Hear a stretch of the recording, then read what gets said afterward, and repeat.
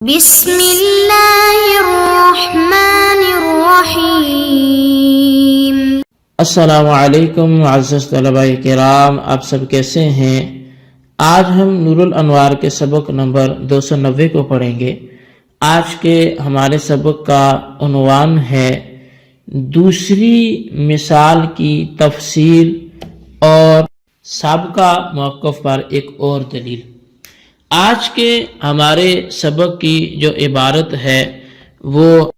وَإِن كَانَ أُطْلِقَ عَلَيْهِ فِي الْقُرْآنِ سے شروع ہوتی ہے۔ آئیے آج کے سبق کی عبارت پڑھ کے اس کی وضاحت کی طرف بڑھیں گے۔ تو سب سے پہلے ہم ترجمہ کرنے کی کوشش کرتے ہیں۔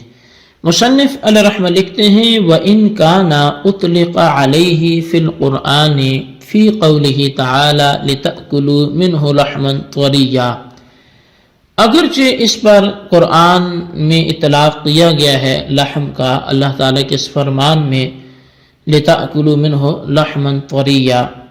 وبہ تمسک مالک فی انہ یحنس باکل لحم السمک، اور اسی سے امام مالک علیہ رحمہ نے حجت پکڑی اس معاملے میں کہ مچھلی کا گوشت کھانے سے بھی بندہ حانس ہو جائے گا۔ وَنَحْنُ نَقُولُ لَا يَحْنَسُ بِهِ لِأَجَلِ مَاخَذِ اللَّفْظِ، اور ہم یہ کہتے ہیں احناف کے مچھلی کے گوشت کھانے سے حانس نہیں ہوگا مآخذ لفظ کی وجہ سے۔ وَلِأَنَّ بَائِعَهُ لَا يُسَمَّى فِي الْعُرْفِ بَائِعَ اللَّحْمِ، اور اس لیے بھی کہ مچھلی کے بیچنے والے کو عرف میں گوشت بیچنے والا نہیں کہا جاتا۔ وَلَفْظُ مَمْلُوكٍ فِي قَوْلِهِ كُلُّ مَمْلُوكٍ لِي حُرٌّ لَا يَتَنَاوَلُ الْمُكَاتَبَةَ، اور کل مملوک لی حر والے قول میں لفظ جو مملوک ہے یہ مکاتب کو شامل نہیں ہے، لأنه ما كان مملوكا كاملا من جميع الوجوه يدا ورقبة فيتناول المدبر وأم الولد ولا يتناول المكاتبة، اس لیے کہ جو تمام وجوہ سے کامل مملوک ہوگا وہ مکاتب کا غیر ہوگا، یعنی کہ جو مکاتب ہے وہ تمام وجوہ سے یدن و رقبتن یہ کامل مملوک نہیں ہے،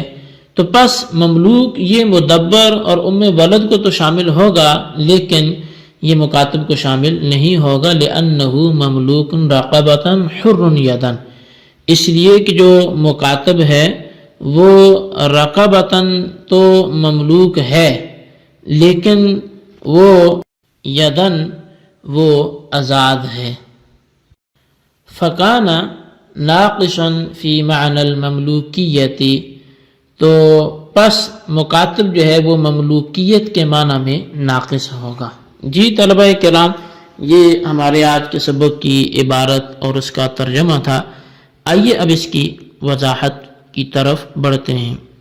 آج کے سبق میں آپ کہہ سکتے ہیں کہ بنیادی طور پہ ہم 3 باتیں پڑھیں گے۔ ایک تو جو سابقہ سبق میں پہلی صورت کی مثال تھی اسی کی کچھ تشریح اور اس پر دلیل پیش کریں گے کہ لا آکل لحما، لحم کہنے سے مچھلی کو یہ شامل نہیں ہوگا۔ دوسری چیز، اس لحم کا مچھلی پر اطلاق ہوتا ہے، یہ ایک ہم اعتراض اور اس کا جواب پڑھیں گے۔ اور تیسری چیز ہم جو دوسری مثال ہے کل مملوک لی فہو حر والی، تو اس کی ہم وضاحت پڑھیں گے۔ تو ہم ترتیب وار اس کو دیکھتے ہیں۔ تو سب سے پہلی بات تو یہ ہے کہ مچھلی کا گوشت بیچنے والے کو عرف میں بائع اللحم نہیں کہا جاتا، یعنی اگر مچھلی کے گوشت پر لحم کا اطلاق ہوتا تو جو دیگر گوشت بیچتا ہے اس کو بائع اللحم کہا جاتا ہے، لیکن مچھلی کے گوشت بیچنے والے کو بائع اللحم نہیں کہا جاتا،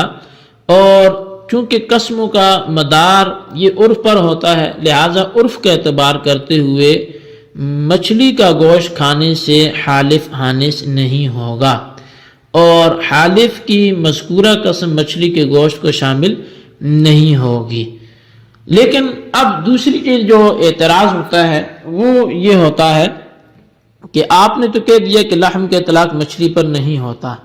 لیکن قرآن پاک میں مچھلی کے گوشت پر لحم کا اطلاق کیا گیا ہے،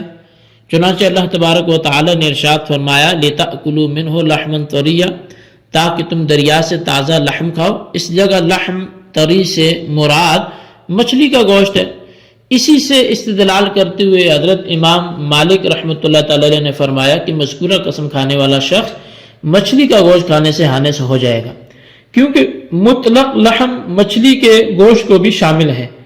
تو ہماری طرف سے اس کا جواب یہ ہے کہ ماخذ لفظ یعنی لحم کے حروف مادی شدت کے معنی پر دلالت کرنے کی وجہ سے چونکہ مچھلی کے گوشت پر دلالت نہیں کرتے ہیں، اس لیے لحم کا لفظ مچھلی کے گوشت کو شامل نہیں ہوگا، اور حالف اس کے کھانے سے ہانس بھی نہیں ہوگا، اور رہی آیت تو اس میں لحم کا اطلاق مجازن کیا گیا ہے۔ اب یہ جو اعتراض ہوا اس کا جواب دیا گیا۔ تیسری چیز جو آج کی تھی وہ دوسری صورت کی مثال تھی، تو لہذا دوسری جو مثال تھی اس کی وضاحت کچھ یوں ہوگی کہ اگر کسی نے یہ کہا کل مملوک لی حر، میرا ہر مملوک آزاد ہے، تو اس کا یہ کلام مدبر اور ام ولد کو تو شامل ہوگا لیکن مکاتب کو شامل نہیں ہوگا، یعنی مدبر اور ام ولد تو آزاد ہو جائیں گے لیکن مکاتب آزاد نہیں ہوگا۔ اس کی وجہ یہ ہے کہ مدبر اور ام ولد یدن اور رقبتن تمام وجوہ سے مملوک ہوتے ہیں، اور مکاتب تمام وجوہ سے مملوک نہیں ہوتا بلکہ رقبتن مملوک ہوتا ہے، اور یدن یعنی تصرف کے اعتبار سے وہ آزاد ہوتا ہے۔ بس جب مدبر اور ام ولد تمام وجوہ سے مملوک ہیں تو قائل کا قول کل مملوک لی حر ان دونوں کو شامل ہوگا، اور یہ دونوں آزاد ہو جائیں گے، اور مکاتب چونکہ تصرف کے اعتبار سے آزاد ہے اس لیے مکاتب میں مملوکیت کے معنی ناقص ہوں گے، اور جب مکاتب میں مملوکیت کے معنی ناقص ہیں تو لفظ مملوک جو کمال مملوکیت اور قوت مملوکیت پر دلالت کرتا ہے مکاتب کو شامل نہیں ہوگا، اور اس کلام کی وجہ سے مکاتب آزاد نہیں ہوگا۔ اب ملاحظہ فرمائیں کہ مکاتب بھی لفظ مملوک کی حقیقت ہے، مگر چونکہ مکاتب میں مملوکیت کے معنی ناقص ہیں اور مملوک کا لفظ کمال مملوکیت پر دلالت کرتا ہے اس لیے یہ حقیقت متروک ہو گئی۔ یہاں یہ سوال ہو سکتا ہے کہ جب مکاتب میں ملک ناقص اور مدبر اور ام ولد میں ملک کامل ہوتی ہے تو مدبر اور ام ولد آزاد کرنے سے کفارہ ادا ہو جانا چاہیے، اور مکاتب آزاد کرنے سے کفارہ ادا نہیں ہونا چاہیے، حالانکہ معاملہ اس کے برعکس ہے۔ یعنی اگر کفارے میں مدبر اور ام ولد کو ادا کرتے ہیں تو کفارہ ادا ہی نہیں ہوتا، اور مکاتب کو آزاد کرتے ہیں تو کفارہ ادا ہو جاتا ہے، تو لہٰذا اس بات کو بھی تو کلیئر کیا جائے۔ تو اس کا جواب احناف کی جانب سے یہ ہوگا کہ کفارہ کا جو مدار ہے وہ رقیت پر ہے، اور رقیت ان دونوں میں ناقص ہے، یعنی مدبر اور ام ولد میں رقیت کیا ہے وہ ناقص ہے، اور مکاتب میں چونکہ رقیت کامل ہے پس مکاتب جس میں رقیت کامل ہے اس سے کفارہ ادا ہو جائے گا، اور مدبر اور ام ولد جن میں رقیت ناقص ہے ان سے کفارہ ادا نہیں ہوگا۔ رہی یہ بات کہ مدبر اور ام ولد میں رقیت ناقص اور مکاتب میں کامل کس طرح ہے، تو اس کا جواب یہ ہے کہ جہت عتق تینوں میں ثابت ہے، چنانچہ مدبر اور ام ولد مولا کے مرنے سے آزاد ہو جاتے ہیں، اور مکاتب بدلے کتابت ادا کرنے سے آزاد ہو جاتا ہے، لیکن مدبر اور ام ولد میں جو جہت عتق ثابت ہے وہ کسی بھی حال میں مرتفع نہیں ہو سکتی، یعنی اب یہ ختم نہیں ہوگی، یہ دونوں مولا کے مرنے سے بہرحال آزاد ہوں گے ہی ہوں گے، اور مکاتب میں جو جہت عتق ثابت ہے وہ اٹھ بھی سکتی ہے، اس طور پر کہ اگر مکاتب بدلے کتابت ادا کرنے سے عاجز ہو گیا تو وہ حسب سابق رقیق ہی رہے گا، یعنی وہ غلام ہی رہے گا، وہ آزاد تو نہیں ہوگا۔ تو لہٰذا مدبر ام ولد کے ادا کرنے سے کفارہ ادا نہیں ہوگا چونکہ ان میں رقیت ناقص ہے، اور مکاتب کے ادا کرنے سے کفارہ ادا ہو جائے گا اس لیے کہ اس میں رقیت کامل ہے۔ اب مدبر ہوتا کیا ہے؟ تو مدبر وہ غلام ہے جس کو اس کے مولا نے یہ کہا ہو کہ اذا مت فانت حر، کہ جب میں مر گیا تو آزاد ہے، اور ام ولد وہ باندھی ہے جس سے اپنے مولا کے نطفے سے بچہ جنا ہو اور مولا نے اس بچے کے نسب کا دعویٰ بھی کیا ہو، ان دونوں کا حکم یہ ہوتا ہے کہ یہ دونوں ہی مولا کے مننے سے آزاد ہو جاتے ہیں۔